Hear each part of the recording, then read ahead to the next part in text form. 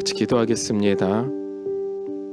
참 좋으신 하나님 아버지, 여러 가지 상황 속에서 안타깝고 우리가 어찌할 수 없는 그 모든 상황들이 우리 가운데 펼쳐지지만 그럼에도 불구하고 주를 의지하고 주를 믿으며 주를 따라갈 수 있는 귀한 은혜를 베풀어 주심에 감사합니다. 하나님, 우리가 할 수 있는 것이 아무것도 없기에 우리가 또다시 정말로 아무것도 우리의 의지대로 해나갈 수 없는 존재라는 것이 고발되어진 지금의 이 상황 속에서 하나님 앞에 엎드리며 주의 은혜를 구합니다. 주님, 이 시간 우리 안에 임하여 주시고 역사하여 주시사 하나님, 날마다 우리 삶 속에서 하나님의 은혜와 능력만이 나타나고 경험되어질 수 있도록 주님이 인도하여 주시고 역사하여 주시옵소서. 각 가정 가운데서 여러 가지 상황들 때문에 흩어져서 오늘 예배하지만 하나님, 이 예배 가운데 하나님께서 함께하여 주시사 각 가정을 축복하여 주시고 각 가정 위에 하나님의 놀라운 기름 부으심으로 이 시간 채워 주시옵소서. 우리 주 예수 그리스도 이름으로 기도하였습니다. 아멘. 아멘. 오늘 말씀 보도록 하겠습니다. 오늘 말씀은 사무엘상입니다. 오늘 말씀 사무엘상 4장 1절에서 11절 말씀을 좀 같이 나누도록 하겠습니다. 다시 한번요. 사무엘상 4장 1절에서 11절입니다. 제가 봉독하도록 하겠습니다. 사무엘의 말이 온 이스라엘에 전파되니라. 이스라엘은 나가서 블레셋 사람들과 싸우려고 에벤에셀 곁에 진치고 블레셋 사람들은 아벡에 진쳤더니 블레셋 사람들이 이스라엘에 대하여 전열을 벌이니라. 그 둘이 싸우다가 이스라엘이 블레셋 사람들 앞에서 패하여 그들에게 전쟁에서 죽임을 당한 군사가 4,000명 가량이라. 백성이 진영으로 돌아오매 이스라엘 장로들이 이르되 여호와께서 어찌하여 우리에게 오늘 블레셋 사람들 앞에 패하게 하셨는고 여호와의 언약궤를 실로에서 우리에게로 가져오다가 우리 중에 있게 하여 그것으로 우리의 원수들의 손에서 구원하게 하자 하니 이에 백성이 실로에 사람을 보내어 그룹 사이에 계신 만군의 여호와의 언약궤를 가지고 거기서 가져왔고 엘리의 두 아들 홈리와 비느하스는 하나님의 언약궤와 함께 거기 있었더라. 여호와의 언약궤가 진영에 들어올 때 온 이스라엘이 큰 소리로 외치며 땅이 울린지라. 블레셋 사람이 그 외치는 소리를 듣고 이르되 히브리 진영에서 큰 소리로 외침은 어찌 됨이냐 하다가 여호와의 궤가 진영에 들어온 줄을 깨달은지라. 블레셋 사람이 두려워하여 이르되 신이 진영에 이르렀도다 하고 또 이르되 우리에게 화로다. 전날에는 이런 일이 없었도다. 우리에게 화로다. 누가 우리를 이 등한 신들의 손에서 건지리요. 그들은 광야에서 여러 가지 재앙으로 애굽인을 친 신들이니라. 너희 블레셋 사람들아 강하게 되며 대장부가 되라. 너희가 히브리 사람의 종이 되기를 그들이 너희의 종이 되었던 것 같이 되지 말고 대장부같이 되어 싸우라 하고 블레셋 사람들이 쳤더니 이스라엘이 패하여 각기 장막으로 도망하였고 사륙이 심히 커서 이스라엘 보병에 엎드려진 자가 3만 명이었으며 하나님의 궤는 빼앗겼고 엘리의 두 아들 홈리와 비느하스는 죽임을 당하였더라. 아멘. 아멘. 오늘 각 가정 가운데서 저희가 나누어서 우리가 하나님 앞에 예배하는데 오늘 말씀의 제목은 오직 주님만 의지하라라는 제목입니다. 제가 카톡으로 이미 여러분들에게 이렇게 공지를 해 올려드렸지만 너무나도 죄송스럽고 송구한 상황이 좀 발생을 했습니다.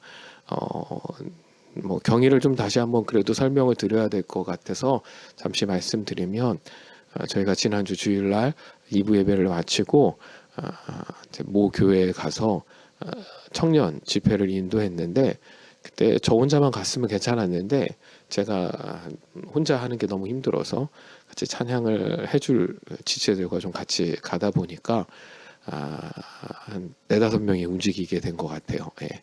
네, 집회를 잘 마치고 한 이틀 뒤쯤에 그 교회에서 확진자가 있었다고 연락이 왔고 뭐 괜찮겠거니라고 생각했는데 제가 바로 이제 증상이 나타나기 시작을 했고, 그로 인하여 민석 간사님, 또 찬행 간사님, 또 저희 집에서는 저와 함께 제 아내가 이렇게 확진이 됐습니다. 그래서 며칠 동안 좀 나름 고생을 했고요. 무엇보다 제가 이제 힘든 건 뭐 열도 나고 뭐 오한도 오고 막 이런데, 그런 것들보다는 이제 인후통이, 이 오미크론의 특징 중에 하나가 인후통이 좀 심한 것 같아요. 그래서 말을 하기 너무 어렵고, 제가 오늘도 이렇게 설교를 지금 이렇게 진행하다 보면 제가 이렇게 얼굴이 찡그리게 되는데, 뭐 다른 이유 때문이 아니라 이렇게 침을 삼켜야 되는데 그때마다 이 인후통이 좀 심해가지고 침을 삼킬 때마다 이렇게 인상을 쓸 수밖에 없다라는 것들을 좀 말씀드리고, 너무나도 죄송한 말씀 드립니다. 그래서 아마 별 일이 없으면, 그러니까 몸은 좀 좋아졌어요. 예. 그래서 별 이상이 없으면 다음 주 목요일쯤에 이제 격리 해제가 되니까 아마 다음 주일날부터는 좀 정상적으로 예배할 수 있게 되지 않을까. 그래서 이번 주까지는 저희 이제 수요일, 금요일, 목요일 모든 모임을 좀 일시간 좀 멈추도록 하겠습니다. 연일 뭐 10만 명 이상씩 쏟아지고 있는 이 상황 속에서 모쪼록 어로이트 교회 모든 성도님들이 건강하실 수 있기를 좀 기도하고, 그런 소원함들이 더 간절히 생긴 것 같아요. 예. 제가 아파 보니까 이게 쉬운 병이 아니구나. 우리 중에 누구도 더 이상 아파서는 안 되겠다라는 생각들이 들어서 제가 더 여러분들을 위해서 중보하고 기도할 테니까 여러분들도 각별히 조심하셔서 더 이상 이 아픔으로부터 고통당하는 지체들이 없게 되기를 간절히 소망합니다. 자, 오늘 말씀은 사무엘상 말씀이죠. 오늘 이 사무엘상 말씀은 뭐 우리가 너무나도 잘 아는 말씀이에요.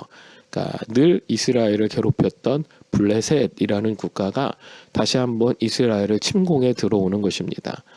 그 이스라엘이 하나님 앞에 온전히 섰었던 사사 시대에는 블레셋의 이 모든 공격을 능히 잘 막아냈어요.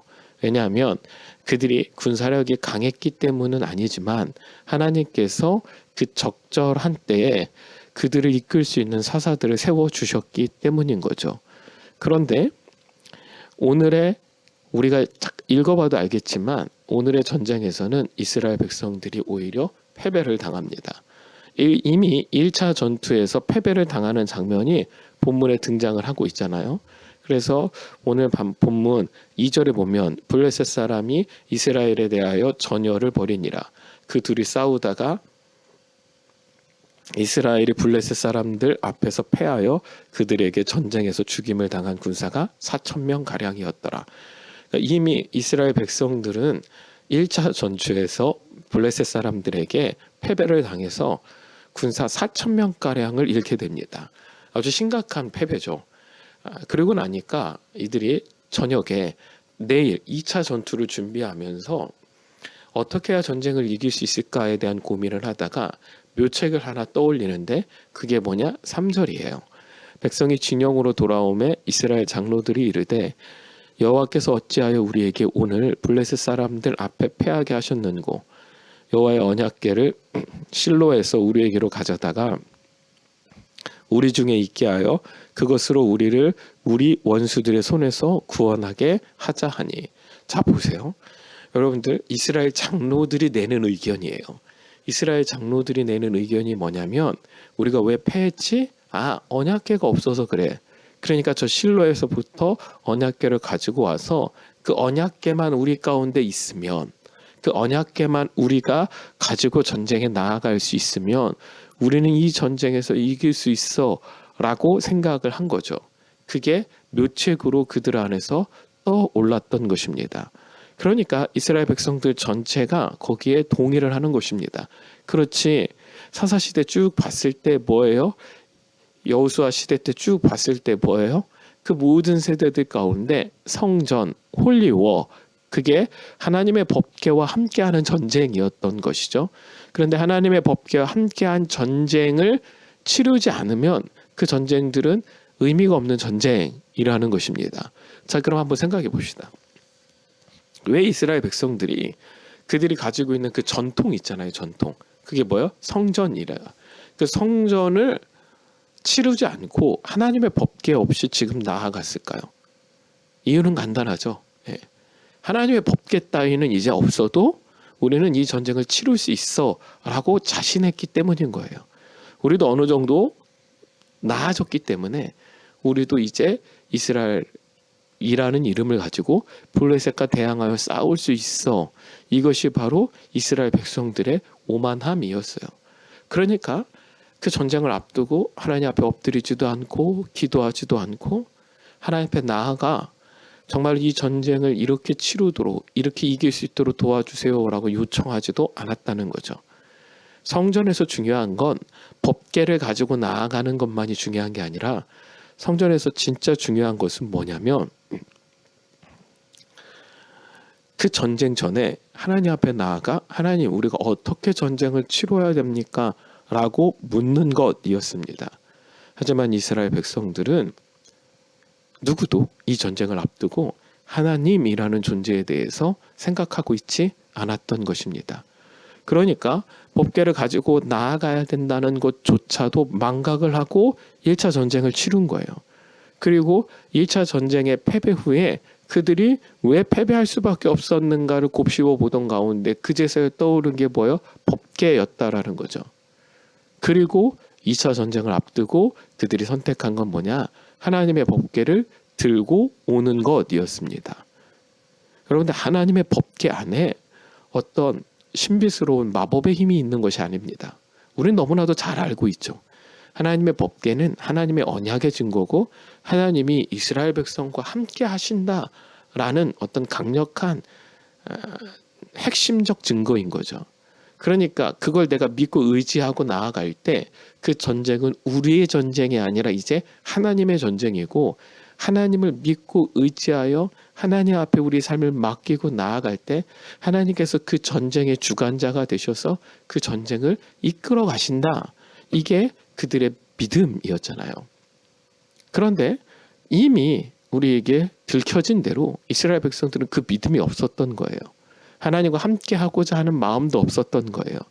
단지 전쟁에서 패배하자 그 원인적 분석을 놓고 봤을 때 아주 표면적으로 보면 뭐가 있어요?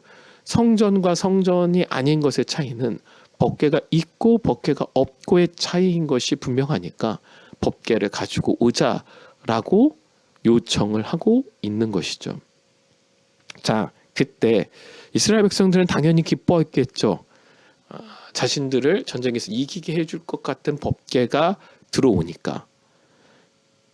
근데 그 비슷한, 근데 정반대되는 의견을 낸 게 누구냐? 블레셋이에요. 한번 볼까요? 자, 6절 보면 블레셋 사람이 그 외치는 소리를 듣고 이르되 히브리 진영에서 큰 소리로 외침은 어찌 됨이냐 하다가 여호와의 궤가 진영에 들어온 줄을 깨달은지라. 자, 블레셋 사람들이 아니 분명히 1차 전투에서 졌는데 콕 하는 소리가 아니라 환호성이 이스라엘 진영에서 들리니까 야, 이게 뭐지 싶어가지고 알아보니까 여호와의 궤가 진영에 들어온 거예요. 자, 7절 보면 블레셋 사람이 두려워하여 이르되 신이 진영에 이르렀도다 하고 또 이르되 우리에게 화로다. 전날에는 이런 일이 없었도다. 또 8절 보면 우리에게 화로다. 누가 우리를 이 등한 신들의 손에서 건지리요. 그들은 광야에서 여러 가지 재앙으로 애굽인을 친 신들이니라. 자, 보세요. 여러분들, 블레셋 사람들도 동일한 반응을 보여줘요. 그게 뭐냐면, 야, 법궤가 이스라엘 백성의 진영 가운데 들어왔대. 너 들었잖아. 너 들었잖아. 우리 다 알잖아. 저 법궤가 이스라엘 백성들을 광야에서 어떻게 이끌었는지. 자, 지금 제가 뭘 얘기하려고 여러분들 아시겠어요? 그게 세상의 반응이라는 거예요. 세상은 그렇게 반응할 수밖에 없어요. 하나님의 말씀의 능력을 모르고 하나님의 진리를 모르고 십자가의 비밀을 모르기 때문에 그 십자가를 들고 다니면 그 십자가가 마치 부적처럼 무언가를 물리쳐 줄 수 있고 좋게 할 수 있고 잘 되게 할 수 있을 것 같다라고 우리로 하여금 착각하게 만드는 거죠. 그게 세상의 관점이잖아요.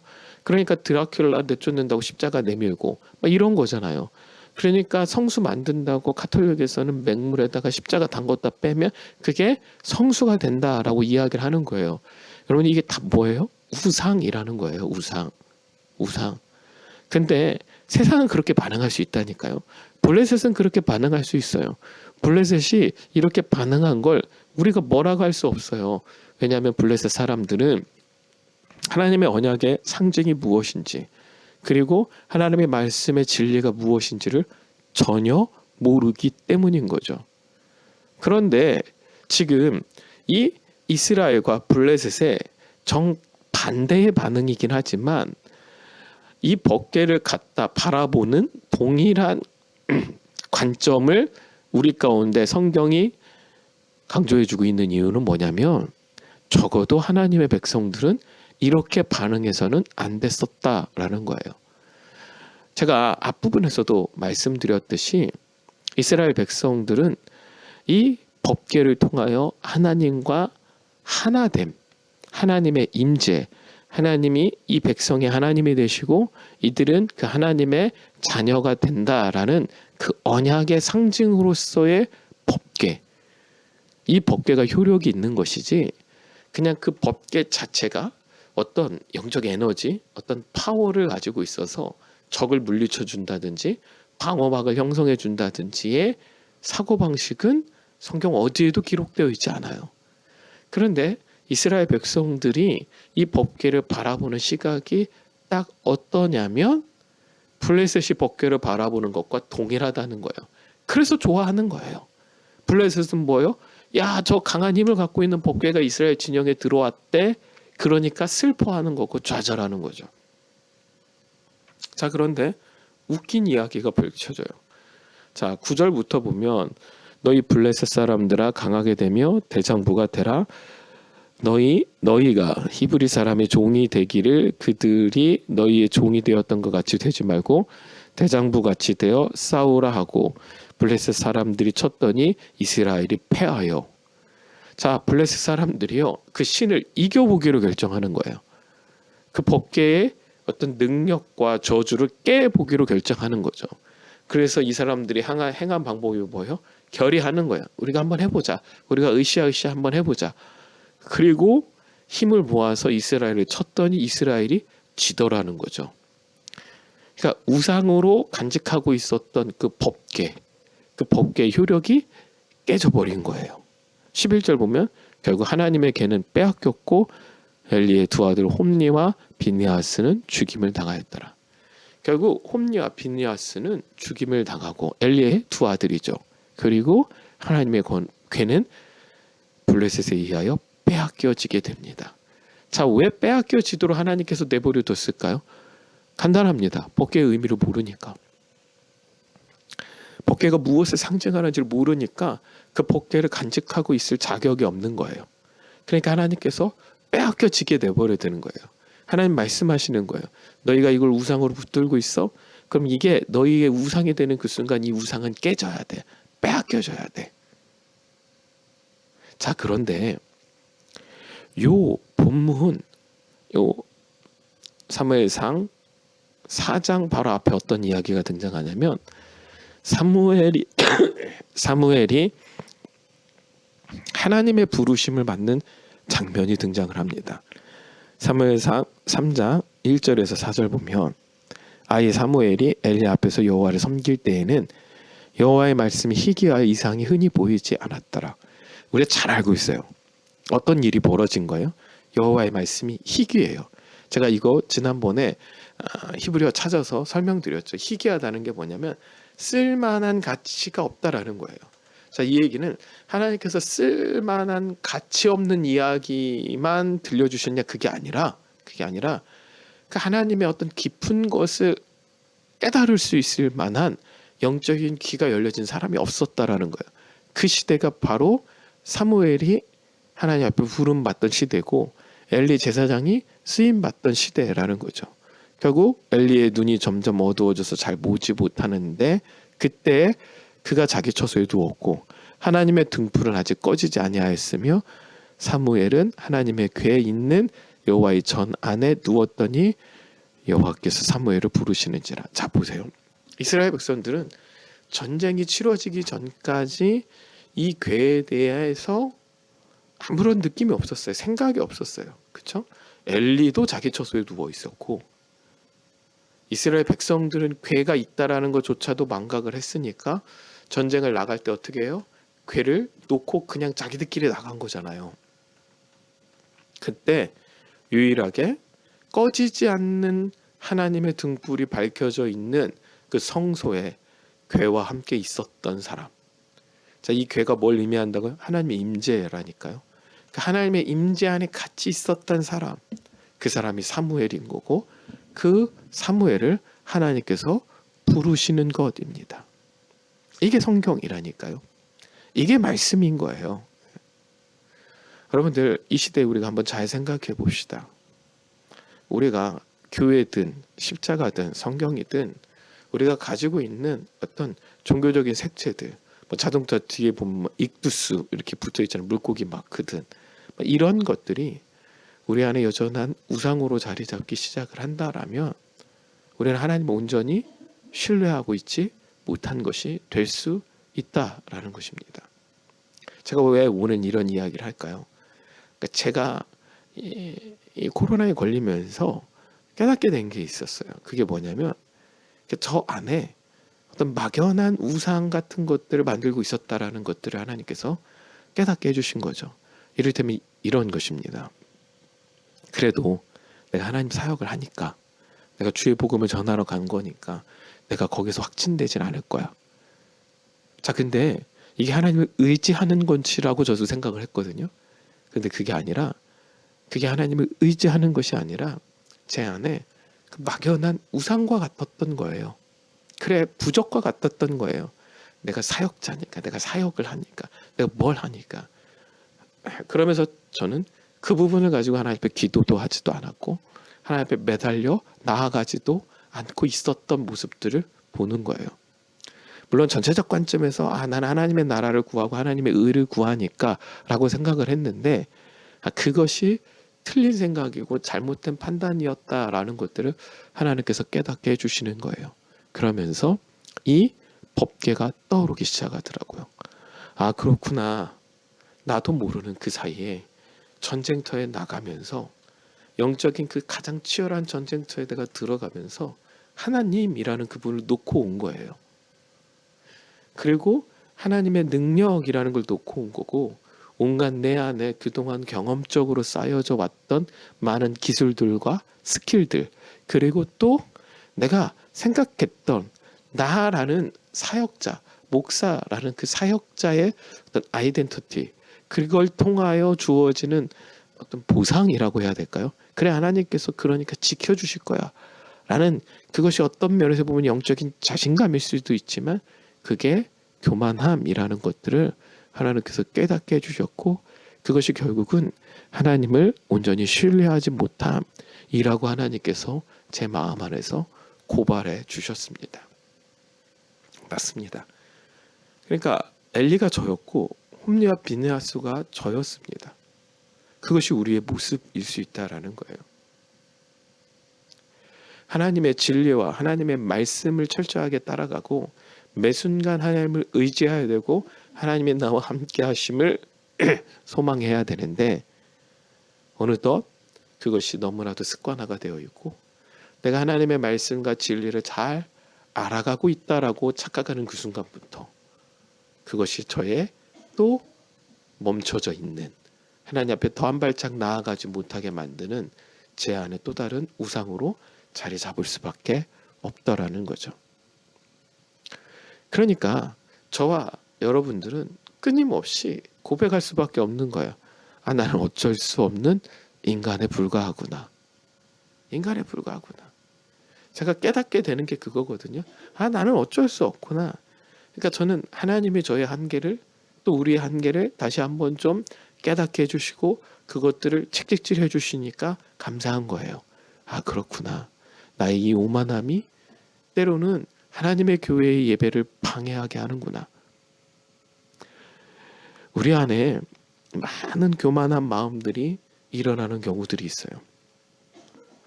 그리고 그 교만한 마음들이 우리 안에서 나라는 우상을 만들고, 또는 나라는 우상을 만들기가 좀 그러니까 내가 선택한 어떤 것을 우상화해버려요. 그런데 그건 하나님이 선택해 주신 것이 아니기 때문에, 내가 선택한 것이기 때문에 결국 내가 우상이 되는 것과 동일한 거예요. 그게 이스라엘 백성들에게는 법궤였어요. 근데 그 우상을 늘 바라보고 그 우상을 늘 따라가기만 했어도 그나마 괜찮았을 텐데, 그게 우상이 되어버리는 그 순간부터 우리는 망각해버려요.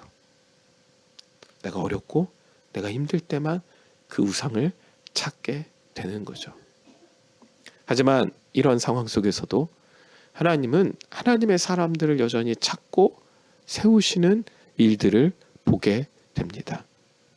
그게 바로 사무엘이었고, 사무엘이 그렇게 하나님의 임재를 경험할 수 있었던 한 가지 이유는 그가 하나님의 법궤가 있는, 하나님의 임재가 있는 하나님의 전 안에 누워 하나님의 꺼지지 않는 그 등불을 바라보며 하나님을 소망했기 때문인 것입니다. 그러니까 하나님의 말씀이 그에게 임하게 된 것이죠. 사무엘상 3장 21절에 보면 여호와께서 실로에서 다시 나타나시되 여호와께서 실로에서 여호와의 말씀으로 사무엘에게 자기를 나타내시느니라. 자, 하나님께서 사무엘에게 어떻게 나타나세요? 여호와의 말씀으로 나타나시는 것입니다. 법궤가 아니라, 다른 어떤 것이 아니라, 그냥 법궤는 상징이라니까요. 하나님이 함께 하시고 하나님이 약속하셨다는 상징이라니까요. 하나님은 어떻게 나타나시냐? 바로 말씀으로 나타나세요. 하나님의 말씀, 그 말씀이 매 순간 나의 삶 가운데 들어와 나의 삶을 이끌어갈 때, 그때 내가 그 하나님의 임재와 하나님의 능력을 경험하게 되는 것이죠. 그런데 우리는 매 순간 이 부분을 놓치고 살아가는 경우들이 너무나도 많이 있다라는 생각이 들어요. 그래서 그걸 망각해버리니까 또다시 그 법궤가 우상이 되고 십자가가 우상이 되고 교회가 우상이 되어 버리는 것 같다라는 생각이 듭니다. 여러분들, 하나님을 신뢰하시고 하나님의 말씀을 붙잡고 나아갈 수 있는 저와 여러분들 되기를 간절히 소망합니다. 하나님의 뜻, 하나님의 나라가 저와 여러분들의 삶 가운데 임해야 돼요. 임해야 돼요. 그것 외에 우리가 하나님 앞에 나아갈 수 있는 것, 하나님의 뜻을 이룰 수 있는 것은 아무것도 없습니다. 제가 비록 연약한 모습으로 여러분들 앞에 서고 목소리도 온전하지 못하지만 이 과정들을 통하여 저는 더 깊은 하나님의 은혜를 경험했고, 하나님께서 저의 그 오만함과 교만함을 또 깨트려 주셨고, 그 오만함과 교만함이 그 깨지는 것이 더 이상 부끄러움이 아니라 하나님 앞에 허물 없이 한 걸음 더 나아갈 수 있는 길이 된다는 사실을 알게 되어서 너무나도 기쁘고, 날마다 매 순간 제 삶 가운데 역사하신 그 하나님의 임재와 말씀 앞에 엎드리고 매달리는 주님의 종이 돼야 된다라는 생각을 하고요. 저뿐만 아니라 어노인팅 교회 모든 성도님들과 그 모든 가정들이 그와 같은 일들이 좀 일어나게 될 수 있었으면 좋겠어요. 그래서 여러분들 집안에, 오늘 집안에서 예배하시잖아요. 하나님 앞에 나아가는 것들을 방해하는 우상들이 있다라면 그 우상들을 과감히 좀 철폐할 수 있는 저와 여러분들 될 수 있었으면 좋겠습니다. 그것이 하나님 앞에 나아가는 것들을 방해하고 하나님의 진리 앞에 서는 것들을 방해하는 것입니다. 그것들이 사라졌을 때 사무엘이 하나님의 말씀 앞에 섰던 것처럼 저와 여러분들도 하나님의 말씀 앞에 서서 하나님의 음성을 듣게 될 줄로 믿습니다. 그래서 오늘 우리가 읽은 사무엘상 4장 1절 보면 이렇게 시작을 하는 거예요. 사무엘의 말이 온 이스라엘에 전파되니라. 사무엘의 말이 온 이스라엘에 전파가 되는 것입니다. 엘리의 말이 아니라, 홈리와 빈야스의 말이 아니라 하나님의 임재 앞에서 하나님의 말을 들은 그가 하나님의 말을 자신의 말로 전파할 수 있는 것이죠. 어노인팅 교회가 말씀의 검을 가진 교회, 라는 타이틀을 가지고 하나님 앞에 나아가지 않습니까? 저와 여러분들이 그렇게 하나님의 말씀, 그 말씀을 의지할 수 있기를 간절히 소망하고, 지금 여러 가지 상황 속에서 오직 주님만 의지하고, 주님 우리에게 말씀해 주시고 우리가 따를 만한 그 진리를 주셔서 우리가 다른 것, 세상의 것 의지하지 않고 오직 주님만 의지하며 나아갈 수 있는 주의 자녀들 될 수 있도록 주님 인도하여 주시고 역사하여 주시옵소서. 그렇게 기도할 수 있는 저와 여러분들 되길 간절히 소망합니다.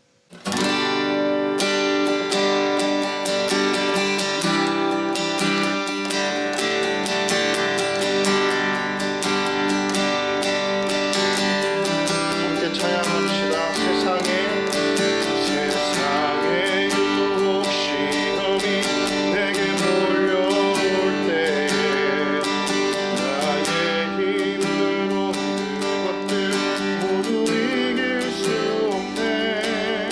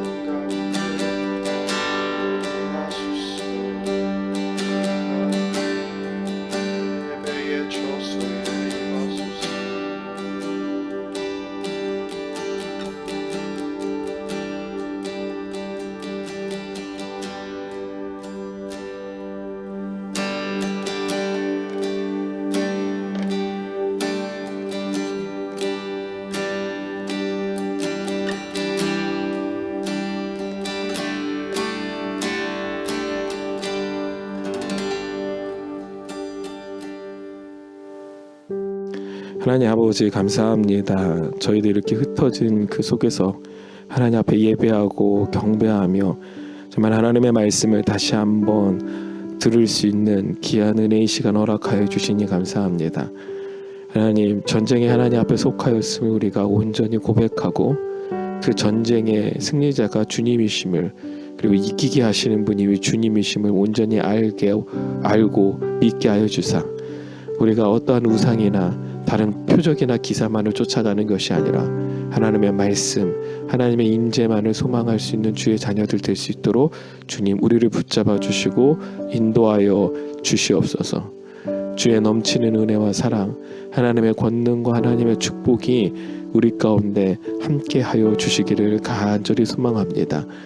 너무나도 어렵고 힘든 상황 속에서 각 가정을 위하여 이 시간 기도하고 엎드리오니 하나님 그 가정 가운데 하나님 축복하여 주시고 역사하여 주시사 어떠한 병마도 틈타지 못하게 하여 주시고 어떠한 불안나 사단의 그 더러운 그 추악한 음모가 각 가정 가운데 틈타지 못하도록 주님의 보혈로 덮어주시고 지켜주시고 인도하여 주시옵소서. 이제는 우리 주 예수 그리스도의 십자가의 은혜와 하나님 아버지의 무한하신 사랑하심과 성령님의 역사하심이 각 가정에서 예배하는 주의 자녀들 그리고 그 가정 위에 넘치도록 부어주시고 함께 하시길 간절히 축원하옵나이다. 아멘. 네, 여러분들 예배는 이렇게 마쳤고요. 여러분들 평안하시고 승리하시고 그리고 한 주 동안 서로를 위하여 각 지체를 위하여 최선을 다하여 중보하고 기도할 수 있는 어노인팅 교회 성도님들 되길 간절히 소망합니다. 감사합니다.